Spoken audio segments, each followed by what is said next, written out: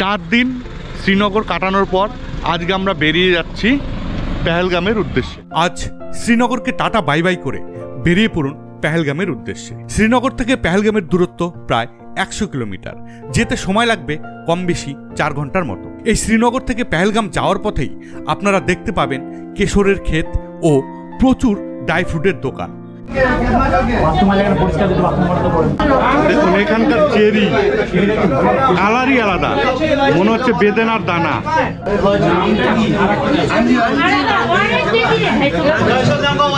সত্যি দারুণ, আমরা এগুলো পাই না। ইচ্ছে হলে কিছু ড্রাই ফ্রুট কিনেও নিতে পারেন। এছাড়াও যেতে যেতে চোখে পড়বে অসংখ্য ব্যাট কারখানা ও আপেলের বাগান।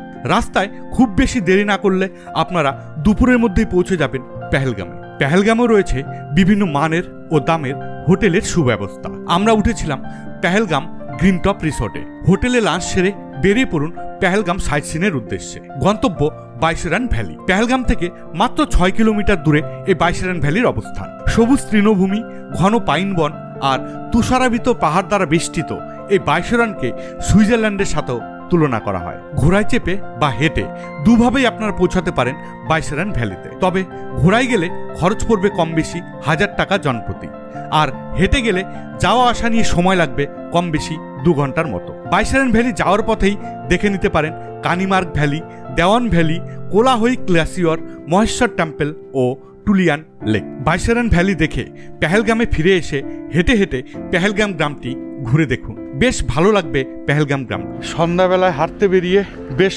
ভালোই লাগছে। এই পার্কের পাশ দিয়ে হেঁটে হেঁটে যাচ্ছি। ওই দেখুন আমার পিছনে পাহাড় একদম বরফে আচ্ছাদিত।